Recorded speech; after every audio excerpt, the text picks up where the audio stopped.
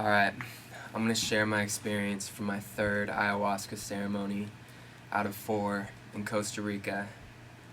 So, first I had a couple drinks of the ayahuasca, and that was over the course of about an hour.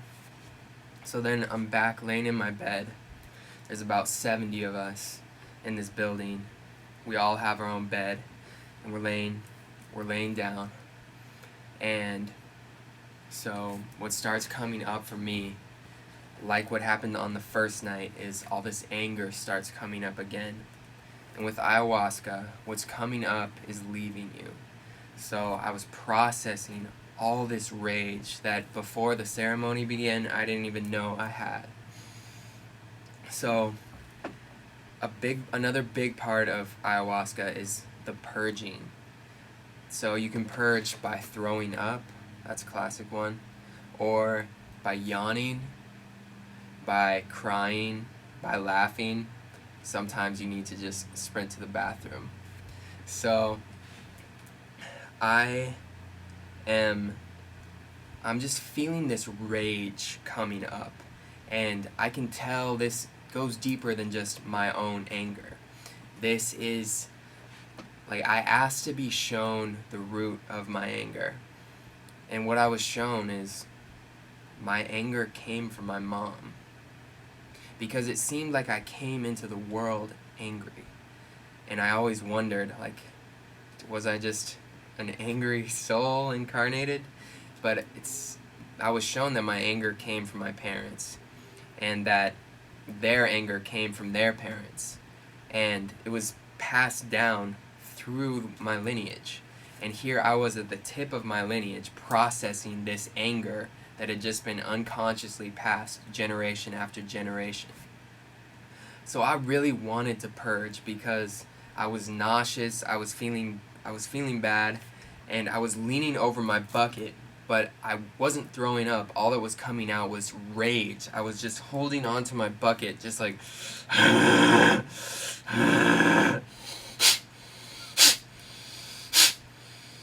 and so I was pretty much purging my anger into the bucket.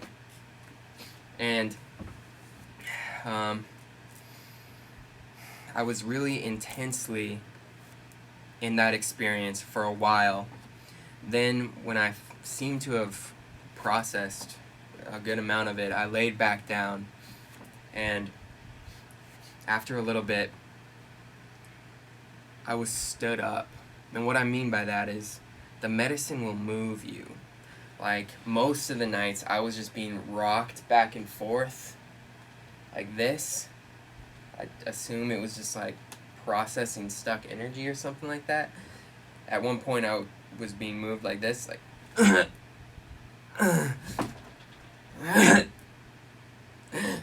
and it was kind of just like a factory, just like cleaning me out.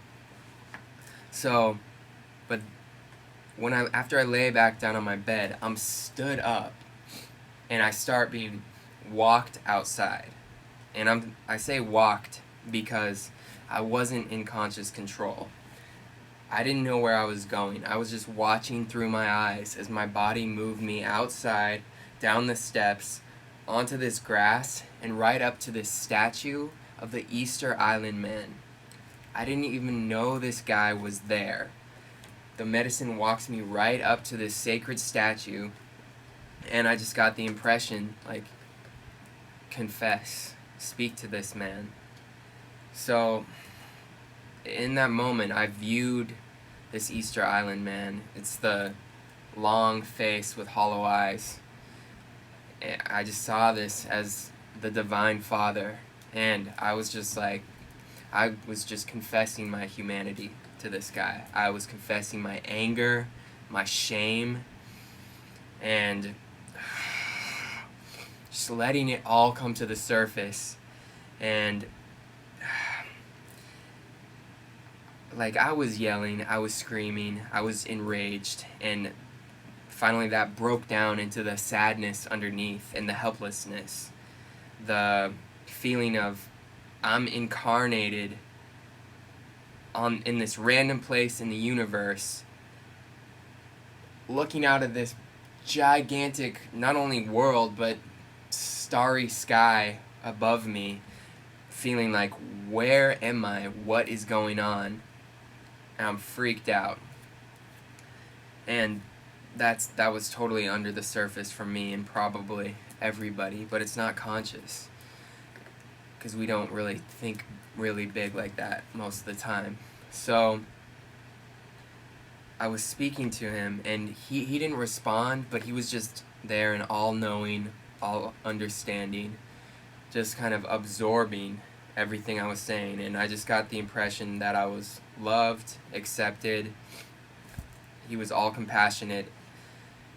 As I just kind of got myself together, I processed it with his help, and then I was kind of just like rocking around and deep in my rage when this shaman lady comes up to me. I turn around, I see her, and I'm like, yes, please come to me right now. And so she comes up, and they look really cool because they're always like smoking what looks like cigars and blowing the smoke on people. And so she came up and she's like,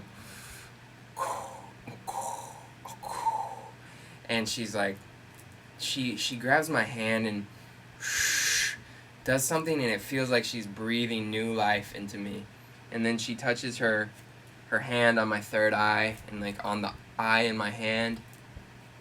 And then she tells me, don't be consumed by your anger. You got to learn to make friends with your anger. And I was like, okay. And then she left. And message received, like the messages, the lessons we received from the shamans and in the workshops were profound. It was really fundamentals of living. So she leaves. I turn around to the statue. I say thank you, because I pretty much received my lesson, and then I knew I needed to learn how to make friends with my anger. So at this point, the most wild thing of the night, of my whole experience happens, and I'm wobbling around, and then all of a sudden I start spinning around. I start being spun. I'm not doing this consciously. This part truly felt like I was possessed. I'm spinning around in a circle, and I'm going faster and faster, and my mind's like, okay, if I don't take control, I don't think I'm going to stop spinning. So I like wrench back control, and I'm like, kind of like, fuck off at this point. Like, I'm taking control back, and stop messing with me like that. And then I like walk over, and a few people come up to me and like give me some love and support, which was super needed in that moment because I was a bit freaked out. And then but the message that I was getting there was, for me personally, I got to take control in my life or I'm going to be spun around. And that was like a symbolic act of me taking control. But then those people leave, and I start being taken on this journey like around the campus. So I'm just being walked along the sidewalk, and I keep taking back control because I was told, like, don't let it completely control you. So I'm walking around this campus, and if I just relax, then I walk. But I kept taking back control. I'd be like, ugh, and stop moving. And I'd be like, okay, I'm in control. Now what? And then I'd relax, and I'd keep moving. And I was still, like, really in my anger. And I was like, where are you taking me?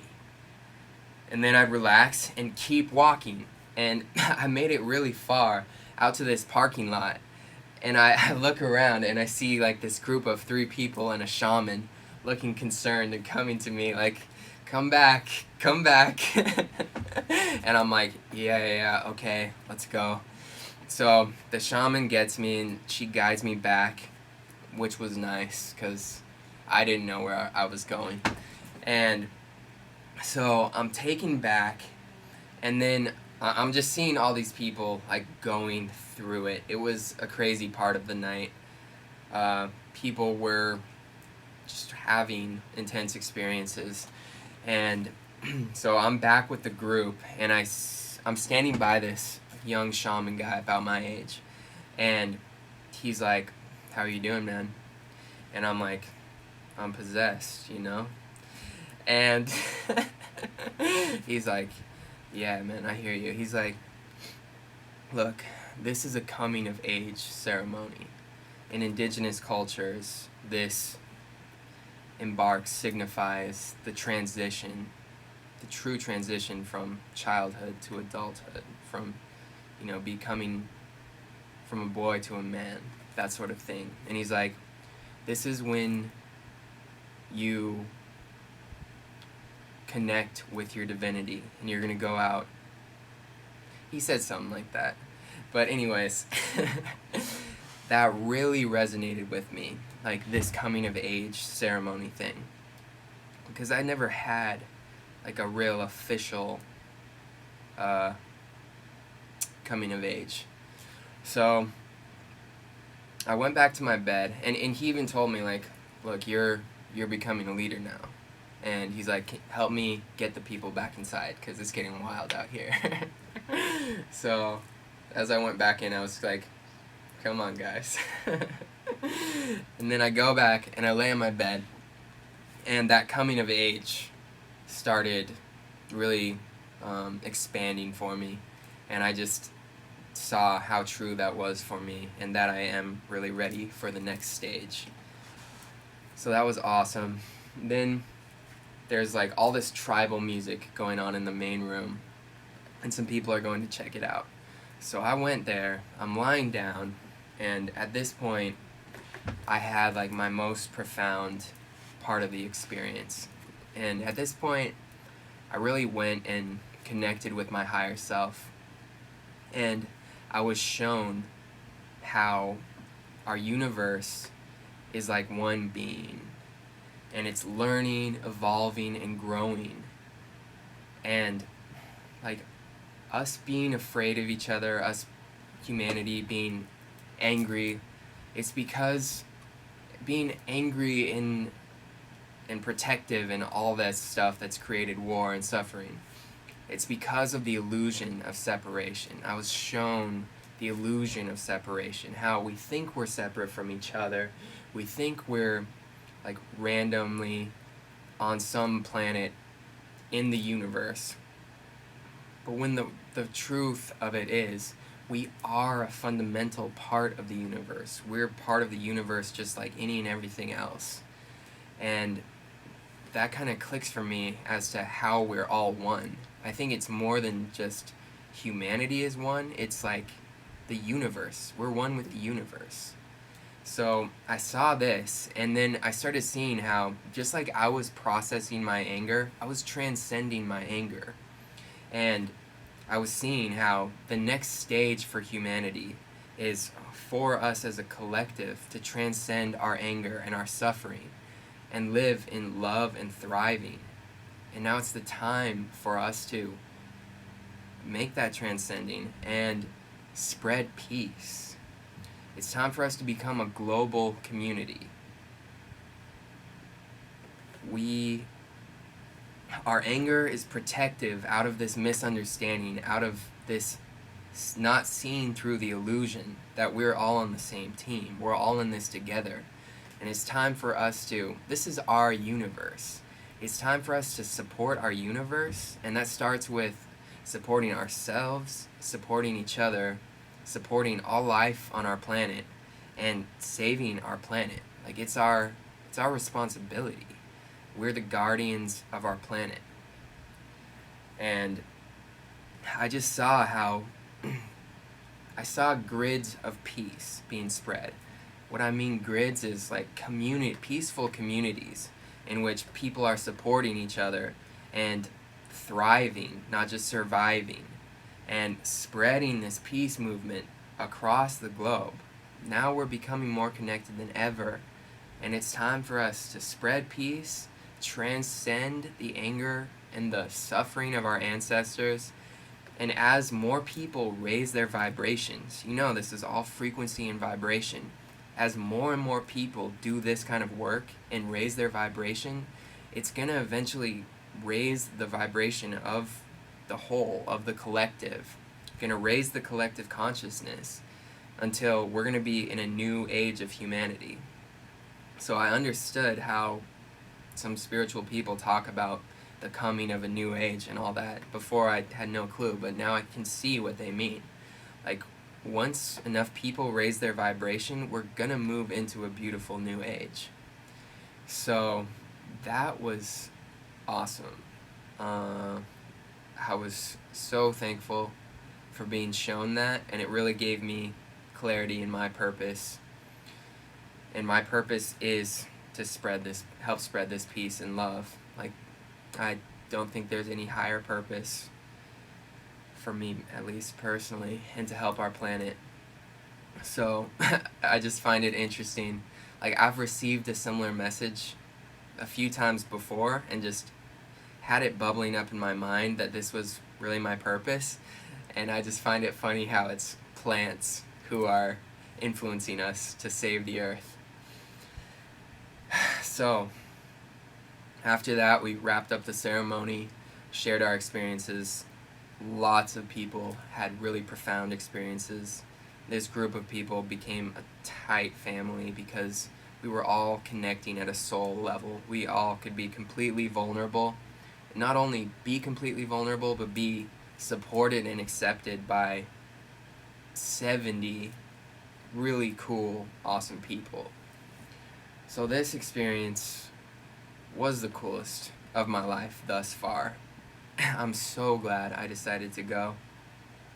And if you're here with me right now, thanks for watching, and I hope, if this calls to you, because it's not something to be taken lightly. If you want to do this and transform your life in this way, do your research and go into it with sincere intention.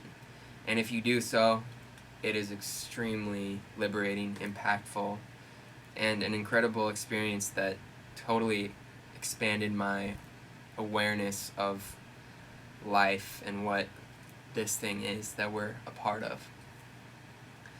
Alright, thanks for watching. Please subscribe to my channel. I've never asked that before, but it'd be awesome if you did.